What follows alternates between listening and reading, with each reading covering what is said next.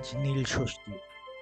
এই দিনে ভগবান শিবের আরেক রূপ নীলকণ্ঠ মহাদেবের পূজা করা হয় এবং বাড়ির মায়েরা তাদের সন্তানের মঙ্গল কামনার্থে এই দিন উপবাস করে থাকেন। 29 বছর বিয়ে হলো, আমি কোনোদিনও শুকাতে দেখিনি, মানে আমি শুকনো দেখিনি আমার এত বছর। এইখানে মানে নমস্কার, আজ নীলষষ্ঠী আর আজকে আমরা আপনাদেরকে নিয়ে এসেছি এক অদ্ভুত সুন্দর মন্দিরে এবং যার অলৌকিক ঘটনা এবং ঐতিহাসিক ব্যাকগ্রাউন্ডও প্রচুর রয়েছে। তার আগে আমার দর্শকবৃন্দদের জানাই উইথ টাবুনের চ্যানেলের পক্ষ থেকে শুভ নীলষষ্ঠী এবং আমাদের এই ভিডিওটা যদি আপনাদের ভালো লেগে থাকে তাহলে অতি অবশ্যই লাইক এবং কমেন্ট করবেন। আর যারা নতুন হয়ে থাকবেন চ্যানেলে তারা অতি অবশ্যই চ্যানেলটিকে সাবস্ক্রাইব করে নেবেন। আজ আপনাদের কাছে নিয়ে আসছি এক অলৌকিক শিব মন্দিরের ঘটনা। তো চলুন।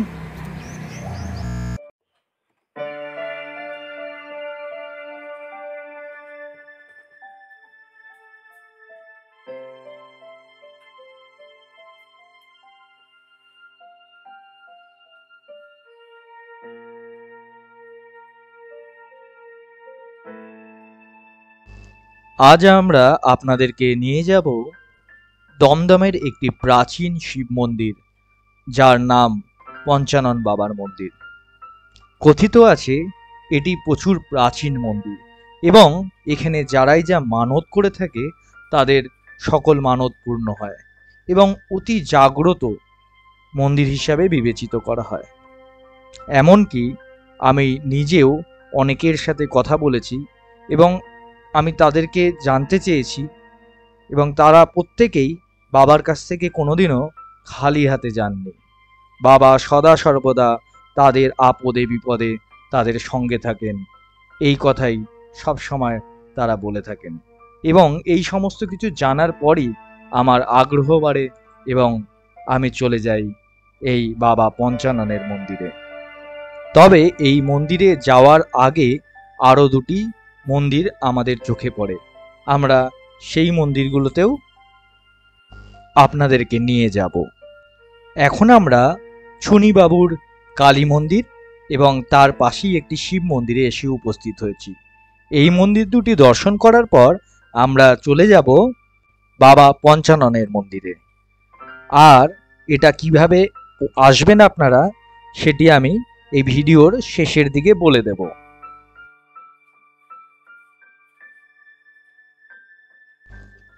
এই ছুনিবাবুর কালী মন্দিরটি অনেকটি জায়গা নিয়ে অবস্থিত এবং সুন্দর ফুলের বাগান। তবে দুঃখের বিষয়, আমরা যেই সময়ে পৌঁছেছিলাম সেই সময় মায়ের যে গর্ভগৃহ সেটি বন্ধ ছিল, সুতরাং আমরা মায়ের মূর্তি দেখাতে পারলাম না আপনাদের।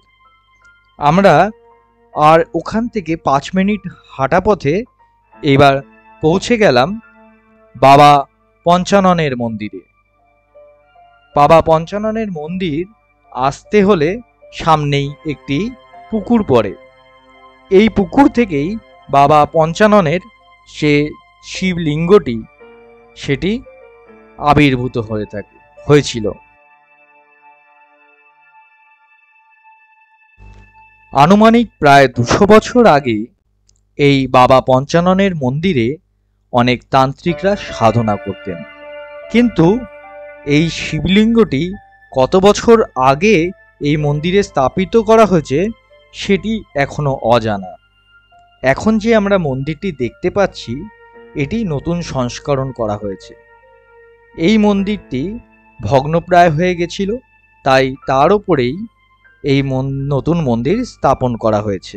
তবে আজও কিছু জায়গা আছে যেখানে বলা হতো যে একটি জলের স্থান আছে যেটি জল কোনোদিনও শুকায় না, ঠিক তার তলা দিয়ে একটি গৃহ আছে, সেখানে আজও পঞ্চমন্ডির আসন এখনো রয়েছে, কিন্তু কারো সাহস হয়নি যে ওখানে নেমে সেটিকে সংস্কার করার।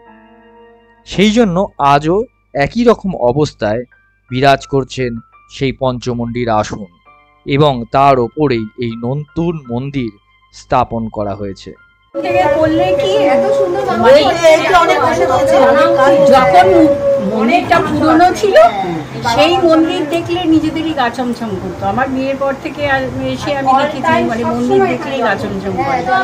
আর এই জলটা মানে আমারও প্রায় 28-29 বছর বিয়ে হলো, আমি কোনোদিনও শুকাতে দেখিনি, মানে আমি শুকনো দেখিনি আমার এত বছর।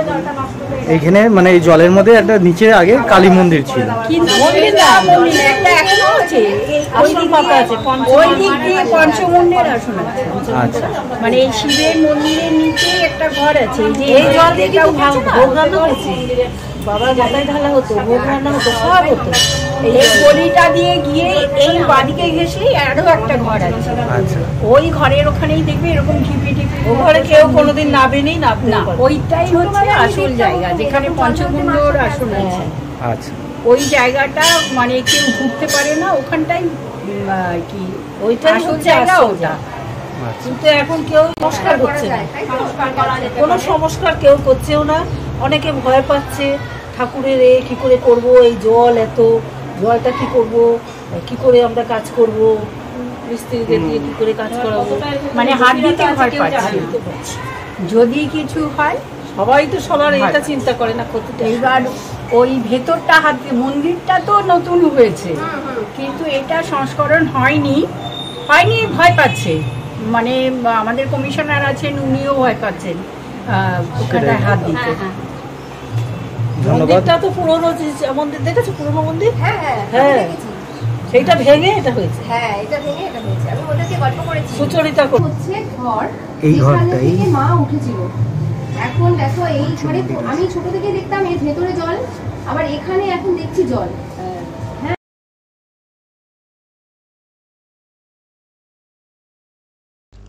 আর দেরি না করে এবার আমরা দেখে নিই বাবা পঞ্চাননের সেই সুন্দর লিঙ্গটিকে। এখানে অনেক ভক্ত আসেন যারা প্রত্যেক দিন এখানে বাবাকে পুজো দেন, এবং কথিত আছে বাবা কাউকে খালি হাতে ফেরান না। আজ নীলষষ্ঠী উপলক্ষে সকল মায়েরা নিজেদের সন্তানের কল্যাণের জন্য বাবার মাথায় জল দিচ্ছেন এবং মনস্কামনা করছেন। এই নীল ষষ্ঠীর আরও একটি নিয়ম আছে। আজকের দিনে বাড়িতে দীপ প্রদীপ জ্বালাতে হয়, তাতে নাকি পূর্বপুরুষরা আমাদেরকে দেখেন যে তার উত্তরসূরিরা বা বংশ এখনো বেঁচে আছে এবং তারা আশীর্বাদ প্রদান করেন। এই মান্যতা নিয়েই এই নীলষষ্ঠী উৎসব পালন করা হয়।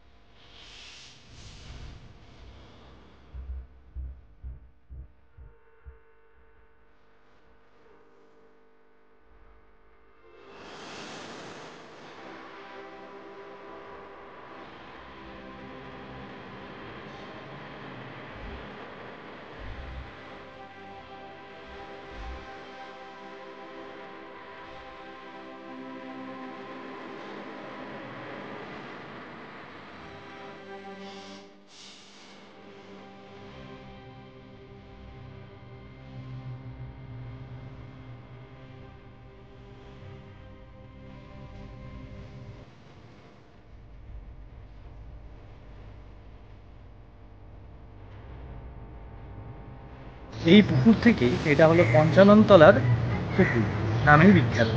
এই পুকুর থেকেই বাবার ওই শিবলিঙ্গটি উঠেছিল এবং মান্যতা আছে এখানে যে বাবা পঞ্চাননের কাছে যে যেটাই প্রার্থনা করে বা মানত করে তার সেটাই সম্পূর্ণ হয়। এই পুকুর থেকেই যখন বহু বছর, আজ থেকে কয়েক হাজার বছর, বা আমরা যেটুকুনি শুনেছি প্রায় 2000 বছর, কেউ কেউ বলছে 2000, কেউ কেউ বলছে 200, সঠিকটা জানি না, কিন্তু এই পুকুর থেকে এই বাবার যে লিঙ্গটি পাওয়া যায় এবং পরবর্তীকালে এই মন্দিরে স্থাপন করা হয়ে থাকে। এবং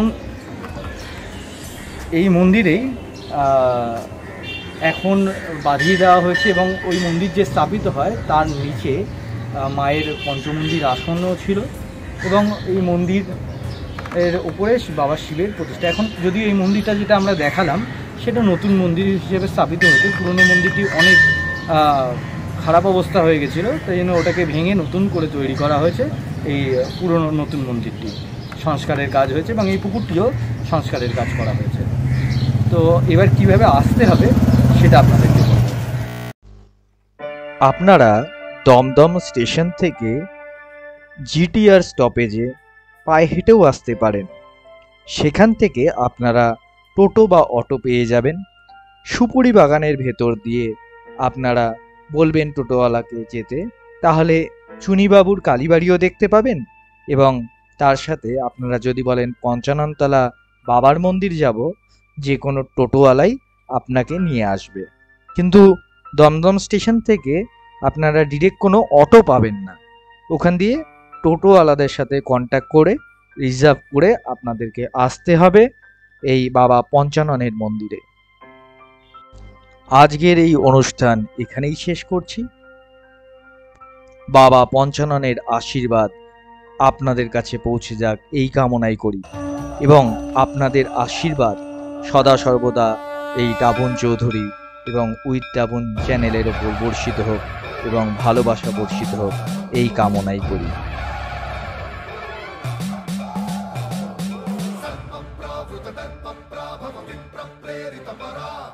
दिक्पूरप्रदकर्पूरप्रभ अर्पिन्तुं शङ्करा।